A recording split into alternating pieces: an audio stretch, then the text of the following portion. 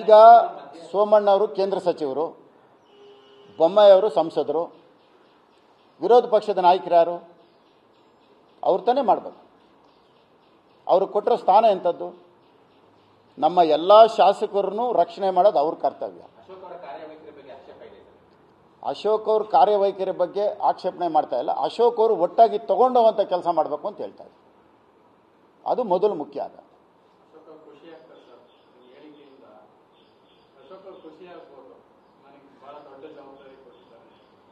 ಅಶೋಕ್ ಅವ್ರಿಗೆ ಜವಾಬ್ದಾರಿ ನಾನು ಕೊಟ್ಟಿಲ್ಲ, ನೀವು ಕೊಟ್ಟಿಲ್ಲ, ಆ ಭಗವಂತನೇ ಕೊಟ್ಬಿಟ್ಟಿದ್ದಾನೆ.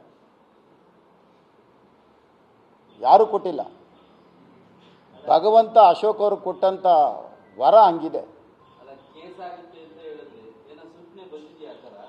ಅಲ್ಲ, ಈಗ ಮಾನಸಿಕವಾಗಿ ನನ್ನನ್ನು ದಿನ ಕೋರ್ಟಲ್ಲಿ SITಯಲ್ಲಿ ಇರಬೇಕು ಅನ್ನೋದು ಅವ್ರ ತೀರ್ಮಾನ, ಬೇರೆ ಇನ್ನೇನು ಇಲ್ಲ. ಸ್ಲಮ್ಮನ್ನ BBMP ಅವರು ತೆರವುಗೊಳಿಸಿದ್ರೆ, ಸ್ಲಮ್ ಜನ ಕಣ್ಣೀರಾಕಿ ನನಗೆ ಕರೆ ಮಾಡಿದ್ರೆ, ನಾನು ಹೋಗಿದ್ದೆ ಅಲ್ಲಿ ಅವ್ರಿಗೆ ಸಮಾಧಾನ ಮಾಡೋಕ್ಕೆ ಹೋದರೆ ನನ್ನ ಮೇಲೆ ತಿರ್ಗಿ ಅಲ್ಲೊಂದು ಅಟ್ರಾಸಿಟಿ ಕೇಳಿದ್ರೆ ಎಲ್ಲಾದರೂ. ಈಗ ನಾಳೆ ಫ್ಲಡ್ ಬರುತ್ತೆ, ಫ್ಲಡ್ ಬಂದಾಗ ಯಾವುದೋ ಮನೆ ಕೊಚ್ಚೋಗ್ಬಿಟ್ಟಿರುತ್ತೆ, ಮನೆ ಒಳಗೆ ನೀರು ನುಗ್ಗಿರುತ್ತೆ. ನಾನೊಬ್ಬ ಶಾಸಕನಾಗಿ ನನ್ನ ಕರ್ತವ್ಯ ನಾನು ಹೋದರೆ ಅದಕ್ಕೆ ಅಟ್ರಾಸಿಟಿ. ಕಾನೂನನ್ನ ಹೆಂಗೆ ದುರ್ಬಳಕೆ ಮಾಡ್ಕೊತಾ ಇದ್ದಾರೆ ಅನ್ನೋದಕ್ಕೆ. ಇದು ನಡೆದಂಥದ್ದು ಈಗ ಕಳೆದ ತಿಂಗಳು 20ನೇ ತಾರೀಕು. ರಾಜಕಾಲುವೆ ಮೇಲೆ ಇದ್ದಂಥ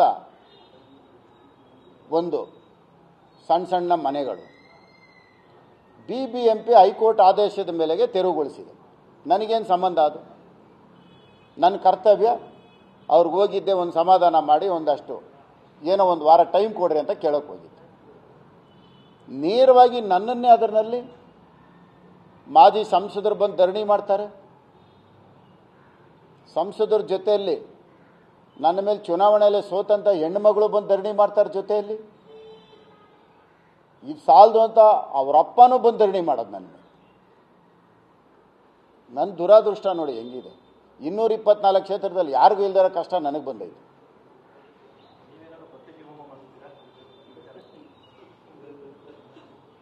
ನೋಡಪ್ಪ, ನಿಜವಾಗ್ಲೂ ಮಾಡ್ಬೇಕಾರದು ನಾನು. ಗಂಗಾ ನದಿಗೆ ಹೋಗಿ ಸ್ನಾನ ಮಾಡ್ಬೇಕಾರದು ನಾನು. ನನಗೆ ತೊಂದರೆ ಕೊಟ್ಟವ್ರಿಗೆ ನೀನೇ ನೋಡ್ಕೊ ಅಂತ.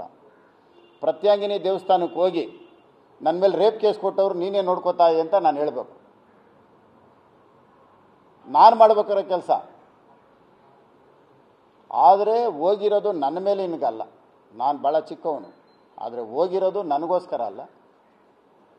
ನಂದು ಭಾಳ ಸಣ್ಣವನು. ನನಗೆ ಬೇನು ಇಲ್ಲೇ ಒಂದು SITಗೆ ಹೇಳಿ ಇನ್ನೊಂದು 2 ಕೇಸ್ ಹಾಕು ಅಂದರೆ ಪಾಪ ಹಾಕ್ತಾರೆ. ಅವ್ರು ಏನು ಮಾಡ್ತಾರೆ? ಅವ್ರಿಗೇನು ಮಾಡ್ತಾರೆ ಪಾಪ?